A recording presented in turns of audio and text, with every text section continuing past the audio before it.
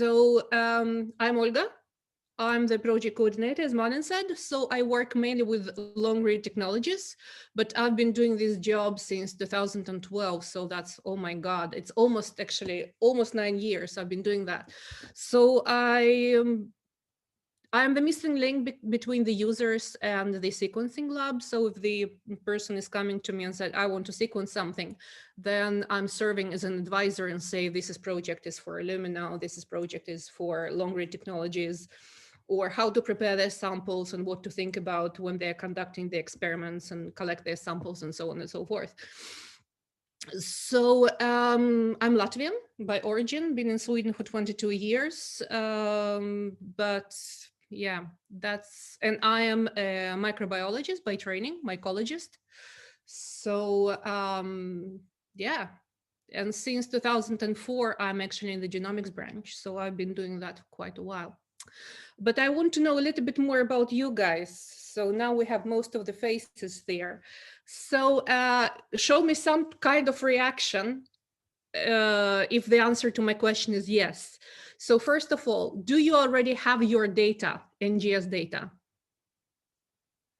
One, two, okay, many, but not everybody. All right, cute kid, nice fishes, love your wallpapers, good.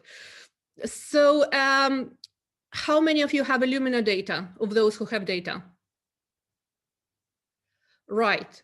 Is there anybody who has non-Illumina data? Okay, good. I know more. How many of you work with humans? All right. How many of you are working with weird non-model organisms? Good. We have a very nice representation. How many of you are not from Stockholm, Uppsala region at the moment? Excellent, excellent. Thank you so much, guys. Now I know much more about the auditorium. And I think we can start sharing screen and starting a presentation. So let me just, yes, you see my screen? Yes, excellent. So yeah, I'll be talking about NGS technologies and challenges. So from the beginning, what we will, oh, Jesus effing Christ.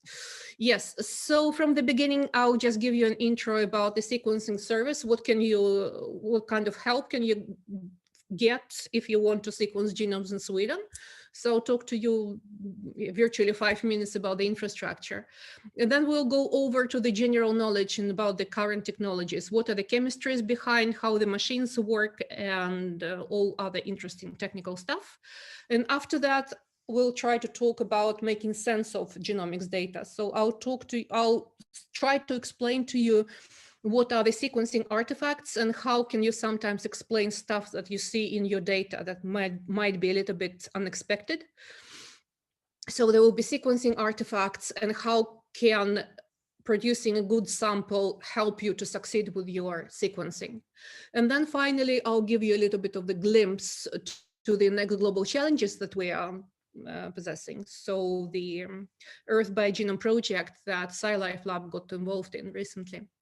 And after me, there will be 1 hour of lecture of my colleague Adam. So Adam is here. So I will be referring to his lecture now and then. So some of the explanations will be given in Adam's lecture. So I'll give you a little bit of the introduction to the topic, and then Adam in his lecture will take it over and will develop it further, right? So let's start then with the NGI and the SciLife Lab. So because you're on this course, I guess you know what SciLife Lab is. So that's a national hub for biomedical research, and it's not only medical, but also biodiversity.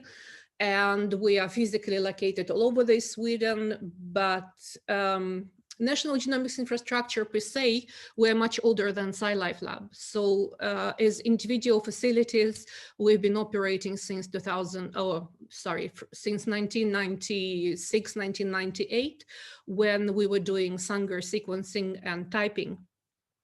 And then somewhere when the next generation sequencing machines came, which is 2006, in Uppsala and in Stockholm, we bought the machines, and then we understood that there is quite a bit of the overcapacity. So that's something that we can offer as a service to Swedish academic users. And so somewhere in 2006, we decided to join the efforts of Uppsala and Stockholm, and we decided to build this infrastructure.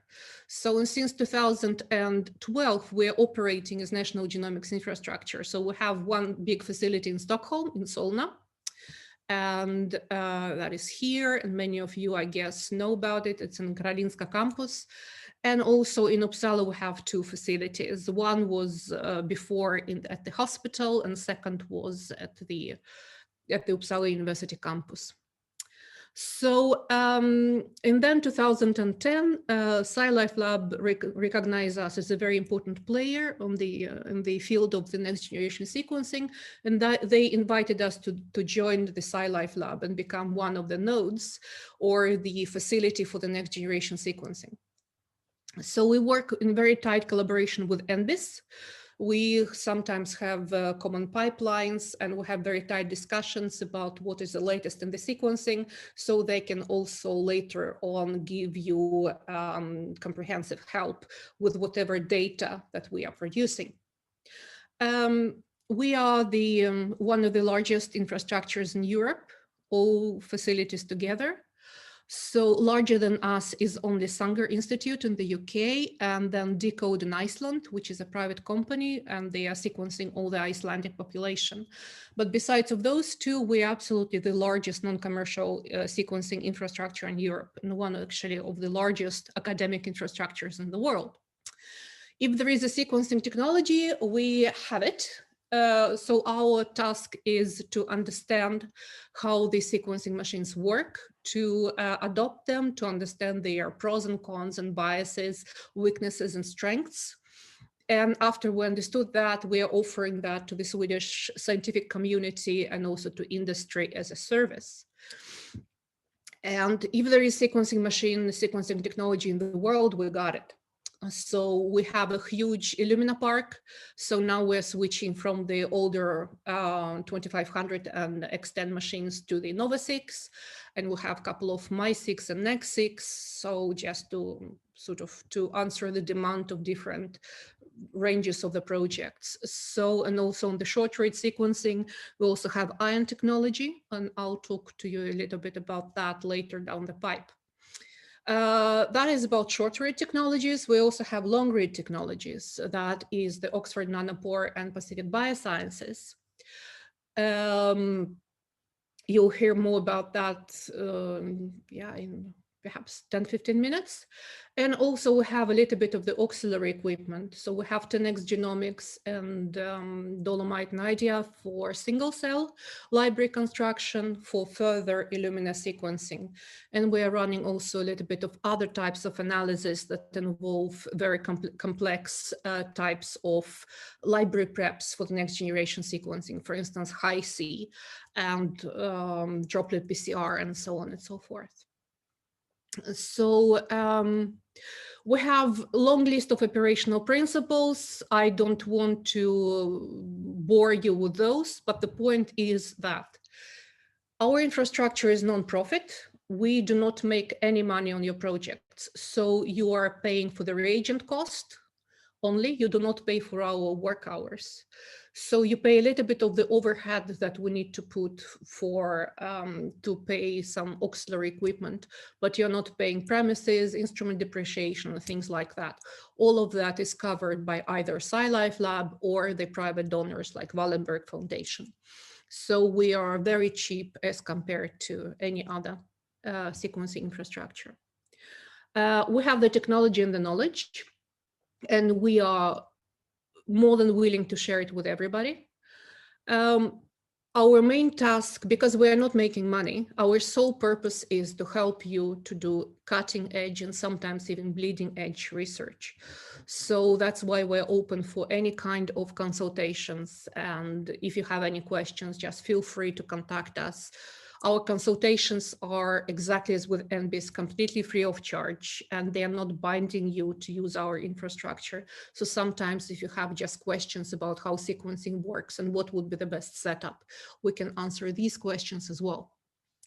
Unlike many other facilities, we do not want your co-authorship.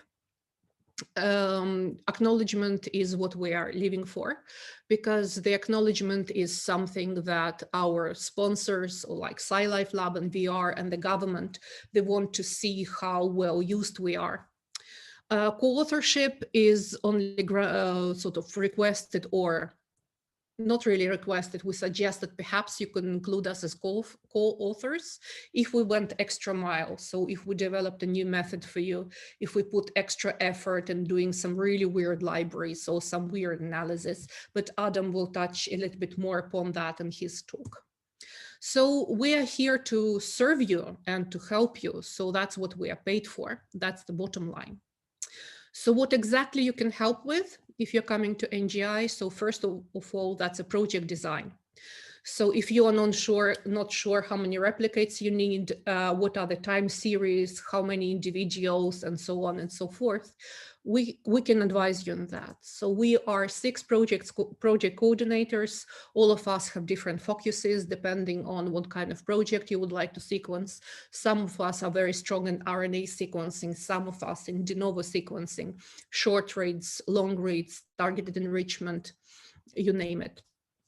So also for some projects, we can help with DNA extraction, and that's mainly for de novo projects and in the projects when you want to sequence something on the long read technologies, because DNA extraction there is a little bit different from the conventional that can be used with Illumina. Post sequencing, we also always check the data for the quality, and we have specific pipelines for that. Also, we have the primary analysis for human genome, for VCF, for variant calling. For de novo assemblies of complex genomes, we can do that as well. And then all the data are delivered to UPMAX. So you don't have to come to us with your hard drives or FTP servers or so on. So we have data secure transfer, so that it's safe even to transfer sensitive and personalized data. So we also have some projects for technology and method development, and those we do either in collaboration with companies or in collaborations with the research groups or in collaboration with other facilities. For instance, we have a project going on with single cell facility to understand how the sequencing works under different conditions and so on. And also we're doing tons of education. And this is one of the typical examples how we interact with the users. Because very often what we see that the user is coming to us with a set of samples, and we already see that this type of sample would be suboptimal for answering their scientific question. So in order to really succeed in answering your scientific sort of questions, scientific ideas, we urge you to come in contact with us as early as possible, perhaps even in the experiment planning stage. Because very often what is happening is you are a scientist. How do you learn how to do sequencing? Usually you look at the papers that are published or in the preprints, and then you sort of get an idea how the project should be run. The problem is that in our branch, in next generation sequencing, it's extremely fast evolving. So very often what you see in the publication, the sequencing was done a year or a year and a half before, already on the instrument that now does not exist, or it's an old chemistry, or there is a new application or a new kit. So that is why instead of repeating somebody else's work, come in contact with us and we'll help you with the latest and the coolest and the most exciting and perhaps the most advanced at this particular given moment. So that was the intro. Do you guys have any questions about that? Okay, good. So now we'll go over to the current technologies. This presentation I sent to Malin yesterday, and it will be uploaded to your homepage. So some of the slides I will go through thoroughly, and some of the slides, that's basically for your information. Like for instance, this slide over here, I will not go into all the possible machines because this information also changes all the time.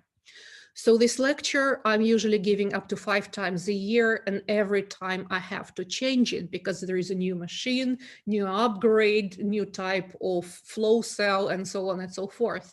So this information gets old extremely quickly. So that was going on a couple of months ago. So there is a plethora of Illumina machines. Illumina is absolute leader on the market and everybody knows Illumina. So that is how the majority of the NGS data is produced, that by means of the Illumina machines. And actually, Illumina is very good in updating the latest information. So if you want to know about specifications of a certain instrument, you can always go to their webpage and just read what is absolutely the latest. But I should tell you that the main working horse at NGI at the moment is the NovaSeq 6000 machine. That is a beast that is producing up to 20 billion reads per run. And there are different sequencing modes that you can use it in and so on. So that is the machine that we're using currently the most. And the second machine that we use a lot, it's MiSeq, of course. So that is mainly for amplicon sequencing for very small projects and for projects when you need a little bit longer reads. How does Illumina work?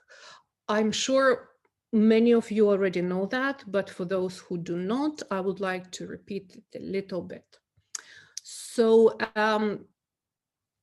when you have DNA, you somehow need to prepare a library out of that. And this is how the Illumina library is looking like. So the black thingy here, that's actually your DNA fragment. And that DNA fragment is usually 350 base pairs long. Then to that you ligate a sequencing primer. And if you want to multiplex several samples during the same sequencing run, you also place your index. That's your unique barcode for each sample. And then on both 3' and 5' ends, you have the adapters. And adapters are called P7 and P5. So when the magic happens and you actually start sequencing, so you have the Illumina flow cell, and how it looks like, I will show you quite soon, actually.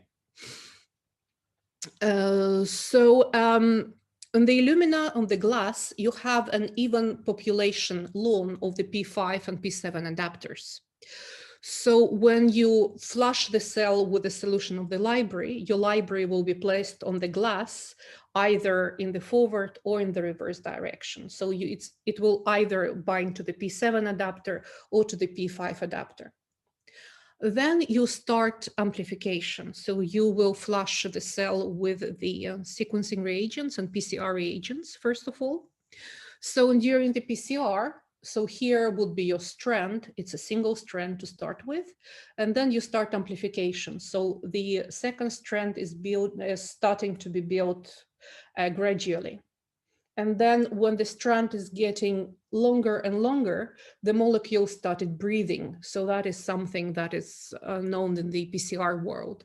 So while the molecule extends, it starts bending.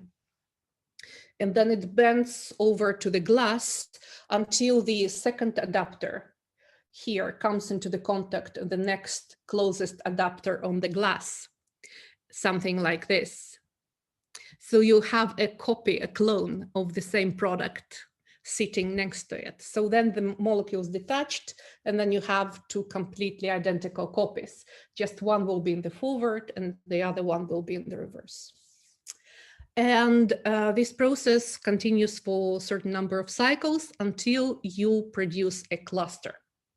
So this is something that the machine does for you. Why do we want to make these clusters? Because from a single molecule, the optics is not strong enough to detect the sequencing signal. So we need to amplify that signal in order to make it detectable by the optics system in the machine. So, and then on the glass, we'll have a population of bushes of different clones of the library. So every single fragment will be amplified within certain boundaries. And what is happening then? So first of all, you will block your reverse adapter, because remember, some of the reads are in the forward, some of the reverse. So on the reverse read, you'll put a block here. And then you'll start sequencing from the forward. That will go for X number of cycles. So every time there is a incorporation of the nucleotide, the fluorophore is being cleaved, and then there is a strong flash of light. So because you have a bush of clonal sequences, you have, I don't know, thousands of molecules that have exactly the same sequences. And when from a certain bush, there is a flash of the same fluorophore, it's amplified 1,000-fold, and then it's detected by the machine. And then the next cycle comes and the next nucleotide is incorporated, and the next nucleotide has its own color, and so on and so on and so on. So the sensitive camera is recording these flashes of light. So when the first strand is sequenced from the forward direction, the cycles stop. You unblock the reverse, block forward, and now the reverse is being sequenced in the same manner. Right? You with me?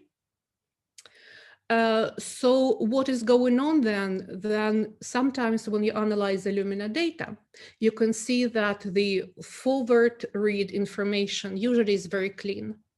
And usually the quality of the read is very good from the beginning to the end. But on the reverse read, very often the quality drops after a while. And why is that? That is because very often what we see is those molecules that were in the machine for a very long time. And towards the end of the sequencing reaction, the chemistry is getting a little bit depleted. Polymerases are getting tired. And that's why very often towards the end of the sequencing reaction on the reverse read, the quality drops. On NovaSeq, actually, it's more optimized, so we do not see such a dramatic drop in the quality. But in 2500s, and especially in MySeq, very often you see the quality drop in the reverse read.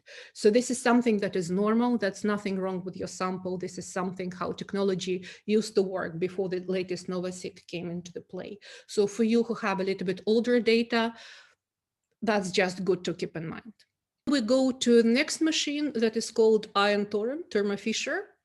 Ion Torrent, the principle of Ion Torrent is actually pretty similar to 454, the one of the oldest sequencing machines. If in case of Illumina, you need to change throughput, you need to change the machine. On Ion, the machine is still the same, you are changing the sequencing chip. And the chips are listed here, and you can choose what kind of throughput do you want to have. It's everything from, I don't know, a couple of hundreds of megabases and up to 20 gigabases. So with the highest chip, actually the output of Ion Torrent system is a little bit higher than the one of the MySeq. So what we use Ion Torrent for, we use it a lot for clinical applications because Torrent is very strong with different gene panels. And also Torrent is very strong when you want to do a crude transcriptome profiling. If you're looking only at differential expression, then Ion has definitely an edge because that's a multiplex PCR based method. And you just counting your reads depending on how many reads of certain transcript you get per your sample. And it's very easy because all the bioinformatics is already done. You're just getting your Excel matrix out of it. That we do a lot for people who just doing their initial screens and their sole question is differential expression in the sample. So, but the problem is that these panels are available only for human and the mouse. So that is why Ion is mainly used for the human applications, for the cancer studies. Like then there are also panels for different types of diseases, like some blood malignancies and for neurodegenerative diseases and so on and so forth. How Ion works. So in this case, we do not produce any clusters, we do not produce any bushes, and we do not do pair end sequencing. So all the sequencing is done in single end. We also have the insert, and here actually insert can be much longer than with Illumina. It can be up to, I think, currently 600 base pairs. And you also have the adapter, and you also have the index if you want to. And then everything is placed on the bead. And on the bead, there is an even population of the P1 adapter. So your denatured library will bind to that adapter in the, on the bead. And everything is done in droplets. it's a motion PCR, so it's titrated in a way that only one bead will come in one droplet. And after that, you start the PCR, so you will amplify clonally the same fragment of the surface of one bead. So every bead will carry a clone of only one fragment. And point here is exactly the same with bridge amplification in Illumina, that you want to enhance your sequencing signal. So, but here we do not detect any fluorophores. So here we do not detect any colors. Ion works in a little bit different way. So there is a very small chip, and picture is coming. So the chip is quite small, and it has lots of nano wells. So it's not a glass surface anymore, it's a pattern. And a single bead will always find its way to one of the wells. And then there is a bead sitting in the well, and then the sequencing reaction comes, right? So we add one nucleotide at the time. And then what happens is, this is the sequencing reaction. So when you incorporate the nucleotide, two things happen. So first, the phosphate group will go into the solution when it's getting cleaved. And the other thing is getting cleaved is also one proton. So think, you have a bead, and on that there are thousands of molecules. If nucleotide is incorporating in all of the thousands of the molecules, then thousands of protons will go into the environment of the reaction. So, and below all those templated nanowells, there is a sensor plate. It's shown in the picture here. And the sensor plate is a very sophisticated pH meter. So when the protons are getting abundant in a certain volume, the pH drops. So when we have incorporation of the nucleotide in the well, then the pH reaction within the well is changing, it's dropping. And that is something that the sensor is detecting from underneath. So that is why the sequencing on ion is way much faster than on Illumina. The sequencing run takes only 3 to 4 hours. And also that is why the machines are so small, because there is no this heavy optics.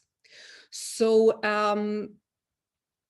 and that is one of the reasons why this technology is especially good when you're running your clinical samples, or if you want to get your results really fast. So, and also the sequencing reaction goes single end, it's always from the bead. And the quality usually does not drop, so it's quite an even coverage over the entire fragment. And you can sequence either 200 nucleotides or 400 nucleotides or 600 nucleotides. That is depending what kind of settings you put on the machine. So that is how ion works. Any questions? Good. So the next machines we will go over to, these are long read technologies. Illumina and ion, the maximum fragment length is 600 base pairs. With long read technologies, it's a completely different ballpark. Long read technologies came to the market 2012 lately, quite late in that year, but they started to gain popularity more and more. So from the beginning, the main misconception was that those reads are extremely messy with lots of errors. But PacBio has worked a lot with that. And the latest iteration of chemistry is actually the read quality is higher than Illumina. And you can even proofread Sanger sequencing with PacBio technology. So the machines that we're currently having, there are two different. So we have Sequel and Sequel 2. The difference is minute, but I will show you how it actually works. So when we were making Illumina library, we would have to fragment sequences or fragment your DNA quite heavily to, say, 500 base pairs. In case of PacBio, we fragment that to up to perhaps 40 kilobases long chunks. And then we do not denature the libraries as we did in Illumina or in ion. We want to preserve the double-stranded molecules. So what we do here, this is the long fragment, and we are ligating a hairpin adapter on both sides because ultimately we want to circularize that molecule. The structure looks a little bit like a dumbbell when you go to the gym, But as a matter of fact, PacBio calls it a smart bell because they're not dumb, they're smart. And SMART stands for single molecule real-time sequencing. So here we do not produce bushes, we do not populate beads. Sequencing goes on a single molecule. So this is very important. PacBio has no PCR step involved. So we're sequencing the native DNA as it is, right? So then those long libraries, these tens of kilobases long fragments, they're loaded onto the SMART cell. In the SMART cell, same as in the case of iron, there are the wells, zero wave module guides. So DNA molecule syncs and the polymerase is being ligated to the hairpin sequence here. So the polymerase sinks down to the bottom and gets attached to the bottom of the well. And then what happens, you add the sequencing reagents, you add the cofactors, and you add the nucleotides. And then there is also fluorophore. But unlike in the cases of Illumina and iron, when you have a cycles of adding the nucleotides at certain speed, here you just put a soup of all possible nucleotides in one reaction. So polymerase is sitting in the bottom, and when the synthesis starts, it starts to drag the DNA molecule through itself. And then the reaction is going pretty fast. So it's around 3 nucleotides per second. And every time you have incorporation of nucleotide, there will be a flash of light when the fluorophore is cleaved. On top is sitting the camera with a 16 pixel resolution. So it can pick up incorporation of nucleotides, the color flashes in real time. So we do not take scans of the plate. We're taking constant movies. And those movies can go for up to 30 hours. So within this time, what is happening? Again, so we have a hairpin sequence somewhere here with the polymerase. And then polymerase drags the molecule through itself, right? So when it reads only forward read, it's quite sloppy. You have error profile, perhaps, I don't know, around 12% of the error. Then it reads through the second hairpin, and it reads the reverse strand, and then it reads the hairpin and forward, hairpin, reverse, hairpin, forward, and so on. So it's so-called circular consensus mode. So you are getting a very, very long molecules consisting the hairpin, forward, hairpin, reverse, and so on and so forth. So when you then align all the molecules on one on the other, every molecule will have a completely random error profile. You can correct all those reads against themselves. So, and finally, when you get the file, you are getting the perfectly corrected read. And thread quality of this read is actually in the ballpark of the Illumina. So with these circular consensus reads, you are getting Illumina quality data that are up to 20 kilobases long. That is called, on the Sequel 2 machine, it's called hi-fi mode or high fidelity mode. That is something that is run for 30 hours on the machine. That is extremely important when you're looking at the smaller indels, smaller structural variations, which are spanning perhaps within this insert size, like 10 to 20 kilobases. Also, it's very important for de novo sequencing, for shotgun metagenomics and things like that. The other mode you can work with PacBio is the contiguous long reads. That is, say, if you have extremely long structural variant that is longer than the 20 kb. So those molecules, we can make a very long insert. That insert can be 50, 60, 70, 80 kb. And then in these 30 hours when we are running the movie, the polymerase will not reach the circular consensus. Perhaps it will read forward, adapter, reverse, and then it will die of photobleaching because the molecule is very long. It will not have time to go through it multiple times. So these reads will be messier, but those reads are really invaluable when you're looking for the large structural variants because you still can anchor them to your reference and you can see how the molecules are spanning certain gaps. So this is the beauty of PacBio, that you can sequence in two modes. and answer your different scientific questions, choosing, so how do you want to run it with?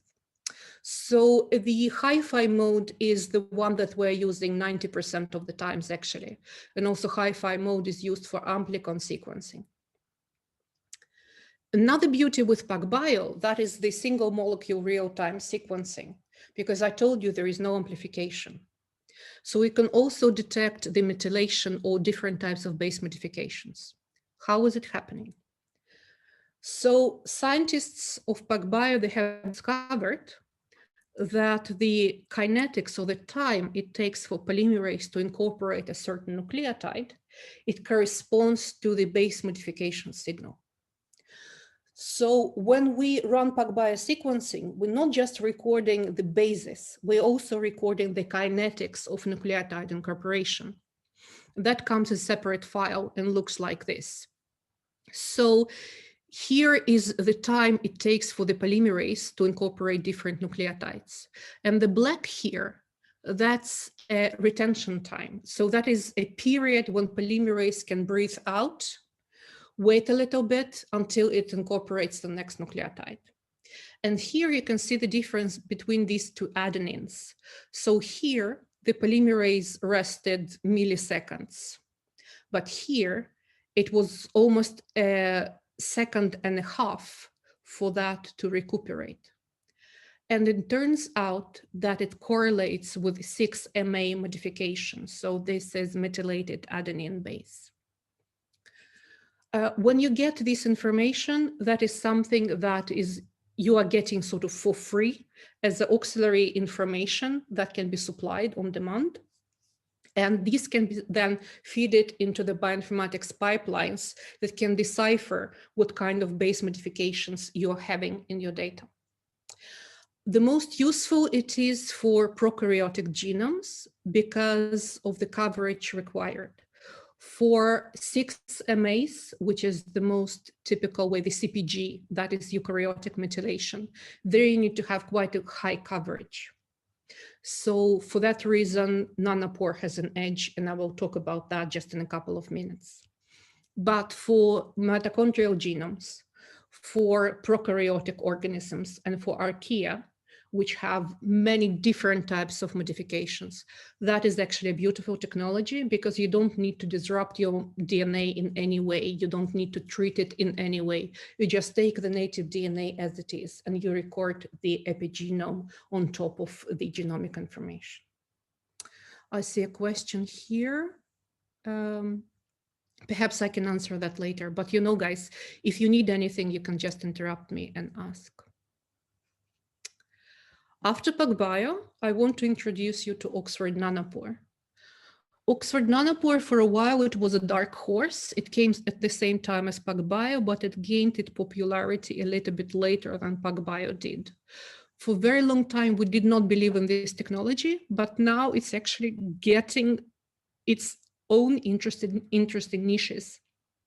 So Oxford Nanopore, it has also different types of small machines that you choose depending on what amount of data you want to achieve. So the smallest is Flongo. And on Flongo, you can get only 1 gigabase of data. So Flongo you can use, for instance, for sequencing single bacterial strains, or we use it as a quality check for before we put libraries on very big machines like PromethION. The working horse of Oxford Nanopore is MinION. You can hold it in the palm of your hand, exactly as it shows here on the picture. And there you can get up to 15 gigs of data. And then there is a GridION where like a concerted effort of 5 MinIONs, you run 5 MinIONs in parallel. And then there is a PromethION, that's a big machine with a little bit different chip with much higher throughput. And you can sequence 48 samples in parallel. So what can you use it for? And that actually depends on the scientific question and also on the level of your bioinformatics expertise. How Nanopore works. It's not detection of the sequencing signal or of DNA signal by sequencing. The principle is completely different.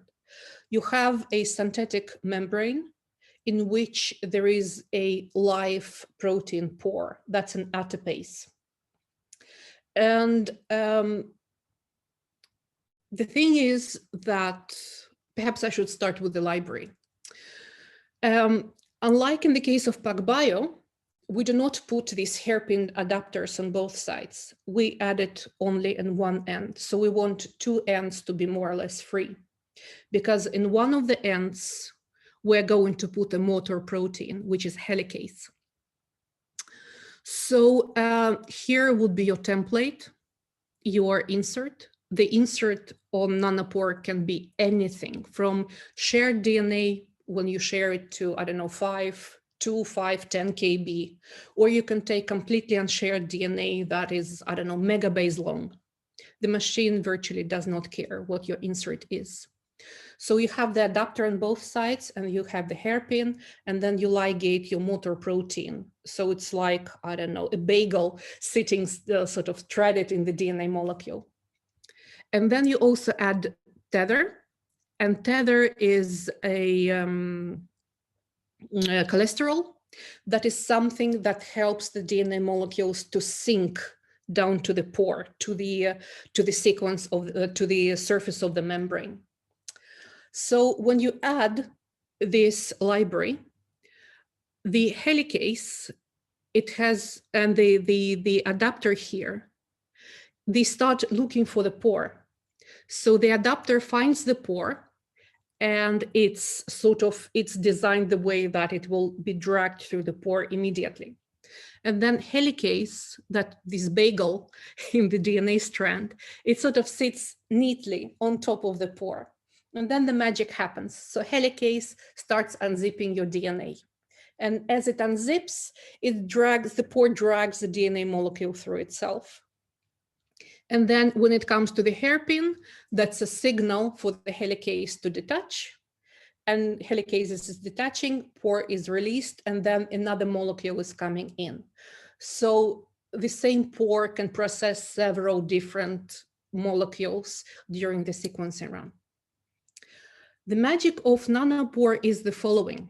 When the DNA molecule passes through the pore, there is a voltage change between the up and bottom sides of the membrane. And this voltage change has changes with every nucleotide that passes. And every nucleotide or combination of nucleotides have their own unique voltage change signal. That is something that in early days of nanopore was called a squiggle. And so you are getting, before the base calling, you're getting these music-like waves of different voltages, how they change. So in the beginning, people were using algorithms from Spotify and other music analysis programs to actually work with nanopore data because the base callers were so bad. But now the base callers are really nice, so they can translate those squiggles into really pretty high quality data. Data is quite a bit messy still, so the error can be up to 10%, but the more you sequence, because error is relatively random, the more you sequence, you can then align those molecules against one another and you can correct by the depth. Nanopore has amazing edge when you want to go to the rainforest and sequence your corona, Zika virus, or some weird frog that nobody has seen for the past 150 years. So you just need your laptop, a set of sequencing reagents, and you can do it there. When it comes to the lab setting, nanopore had lots of challenges with that before. So it was not extremely friendly to run in the production lab, but now actually they have improved dramatically. So now it's working pretty neatly, even in the service lab settings. So yes, if you want to know more, if you have more questions about that, think about that. I can answer those on Friday if you have some particular requirements about that. So what we use nanopore for, we use it, of course, for studies of structural variations, because there we can get extremely long molecules. We can study structures on a completely different level. We are zooming into the centromeric repeats something that it was extremely difficult to work with before. Also, we're using that for de novo projects and so on. Another edge of Oxford Nanopore is that you can also sequence native RNA and also record the base modification. So that's the first sequencing technology that can produce sequences of native RNA. The thing with the direct RNA sequencing is, though, that it is only for base modifications. With this application, you cannot study differential gene expression. Differential gene expression is still done first from the cDNA. But if you want to know more about the processing of RNA, or if you want to know more about the mRNA splicing due to different methylations and other types of base modifications, that Nanopore is the only technology at the moment who can resolve these issues, right? And here is the picture, how this stuff is looking like. So if we would be like in normal settings, I would take you to the lab, show you different machines, get you to touch different sort of sequencing chips and explain all these things. But now we are doing what we can, right? So on this slide is a little bit of the yesterday of the sequencing. So this is a Sanger. I guess many of you sequence PCR products, right? So that is how the Sanger is looking like. So the Sanger sequencing here is a plate, and there is a capillary, very thin ones. So you will, in the capillaries, there will be a gel. The gel will be separated through all those thin capillaries all the way there. And here it will be a detector that would be detecting your different single peaks of nucleotides going through, right? So this is the grandfather of all the sequencing. That's how we did it in the old days. Here is the Illumina glass from the Extend machine and from the 2500. They all looked the same. So in this glass, you would have this population of P5 and P7 adapters, and you would generate clusters and you would sequence those. And the library would go in this tiny, tiny, tiny, tiny, tiny small wells there. You would pipe it in there, and then the library would spread and the magic would happen. And that is the old slide from the solid machine. And that's another technology that died several years ago, but you can see the difference in the sizes between the older iterations and the newer iterations of the machines. And that is how it looks right now. So this is the old Illumina chip, and this is the NovaSeq. This is S4 lane. And you see the sheer volume of this particular lane. So you can sequence much more data out of the single lane. So here you can barcode much more heavy. So that is how it looks like at the moment. And this is the ion. So this is the grandfather, that's an old ion torrent. And this is the latest iteration of the machine. This is ion S5XL, the latest machine that we have.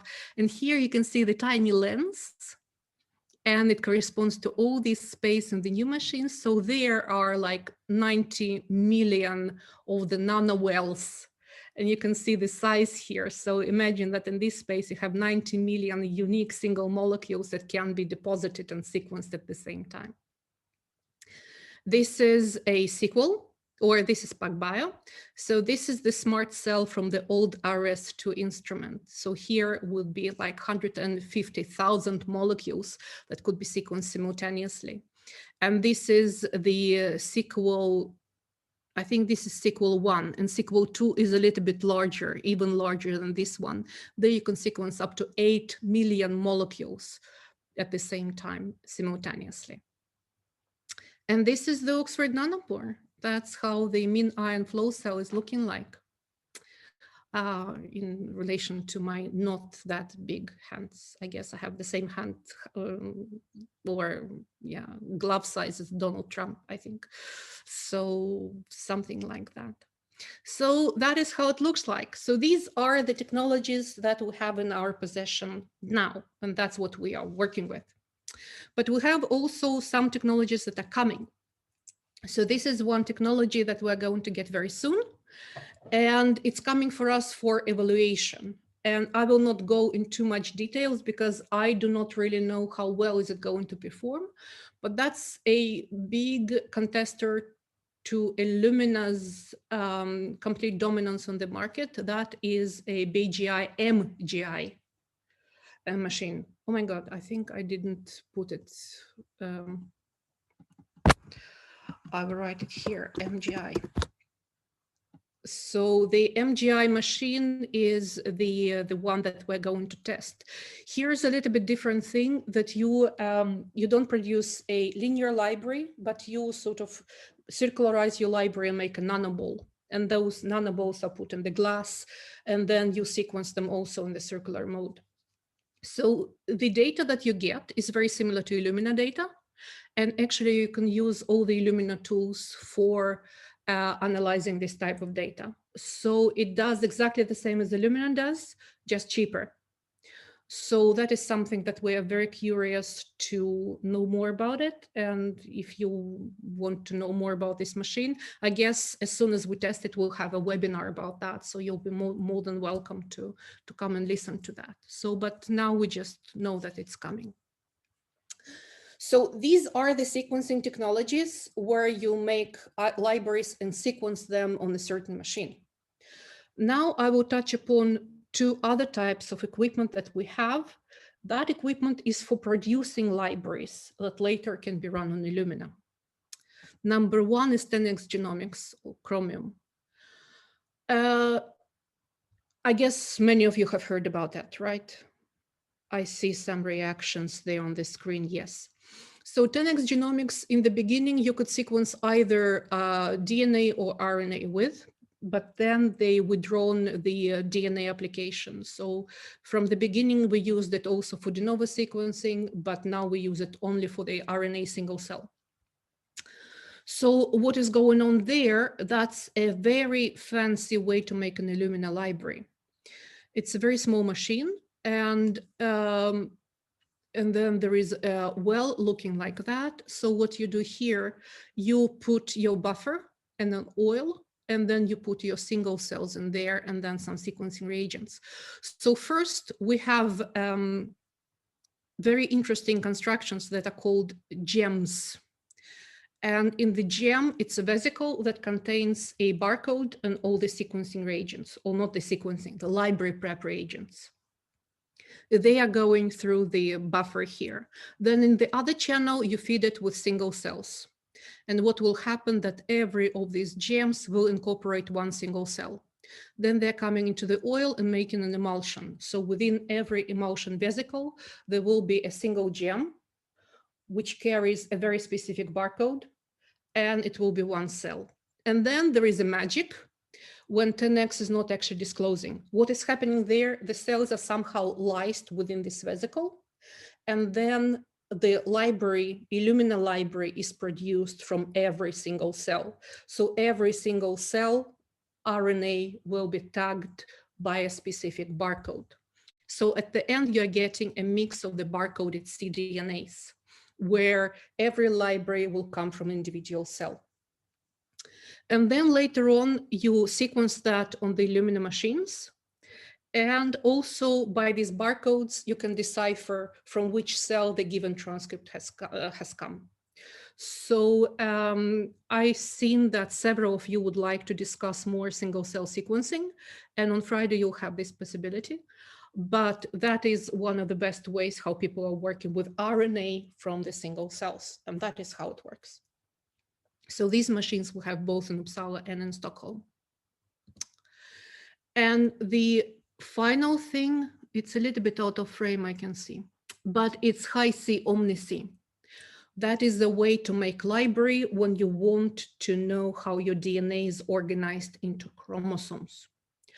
So remember the molecular biology classes, right? So you know that DNA, when it's wound against the histones, and then these histones and the heterochromatin structures, they sort of condense all that DNA to smaller chromosomes.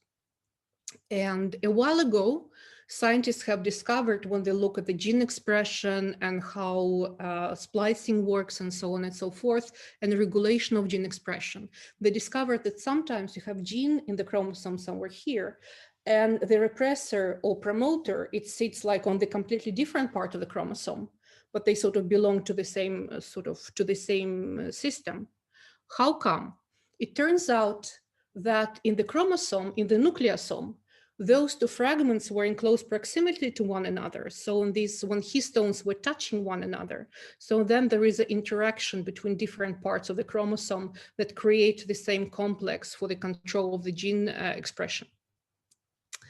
And then they understood that the proximity, how the DNA is sort of placed in the chromosome, can have an important role in the study of molecular biology and gene expression and so on and so forth. So then they decided to look deeper into this information. And here is what Hi-C does. It analyzes all the DNA molecules that are coming in the contact within the same nucleosomal complex. So it's good for two things. A, to look at the gene regulation. B, to look at the epigenetic signature. And C, to also look at or try to arrange unassigned contigs in de novo assemblies to one chromosome, right? Are you with me? So if we know that they're sitting within the same nucleosomal complex, then we know that they're coming most likely from the same chromosome and possibly from the same chunk of chromosome. So how it works? So first of all, you do not start with DNA, you start with fresh tissue. Then you cross-link with formamide the DNA molecules to this nucleosomal complex, to those histones. Then you fragment your DNA. So all the DNA that is not bound to the nucleosome will be discarded. So only the ends sticking out from this histone complex, they will be retained. So then you ligate all those tails together. And on those complexes, you'll make libraries with specific barcodes. So you'll know that the fragments with the same barcode will be coming from the same nucleosomal complex.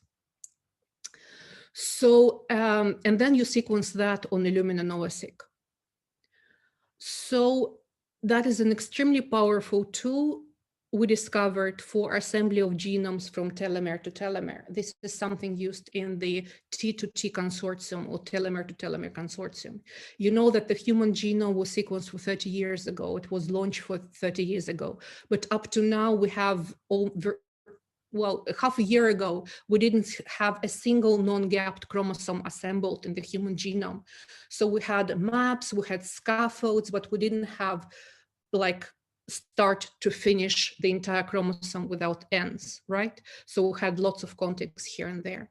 So now using the combination of PacBio very high quality reads with ultra long nanopore reads and the Hi-C on top of that, finally the X chromosome and the fifth chromosome, they can be really assembled from telomere through the centromere to the second telomere.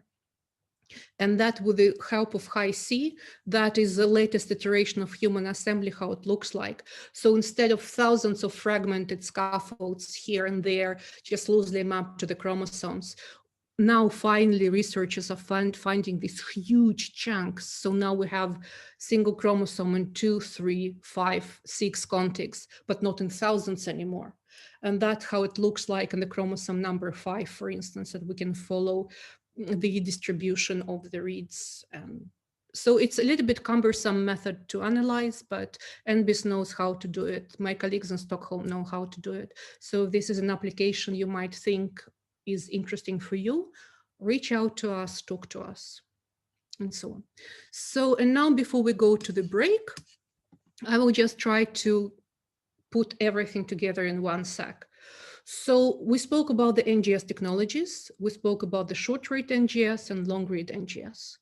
So the short reads, what we're using it for, we use it for population studies and whole genome resequencing, like studies of human cohorts, population studies, SNP discovery, and so on. We use it for differential expression quite a lot for different types of RNA-seq. If we sequence exomes or targeted portions of the genomes, we're looking for gene panels, or we are sequencing short amplicons. That is what we use the Illumina and Ion instruments, mainly Illumina. Now with long read NGS, that's a completely different ballpark. So we use it for de novo genome sequencing, For whole transcript sequencing, because when you're looking for the splice isoforms, you don't need to fragment your RNA anymore. You can just fish out the entire transcript from poly A to cap and sequence that in one go, in one read. Right, that we can do both on Nanopore and on PacBio. We can also resolve complex structural variants. It's something that Adam perhaps will talk to you a little bit later. We can phase the alleles, maternal and paternal, due to these very long reads.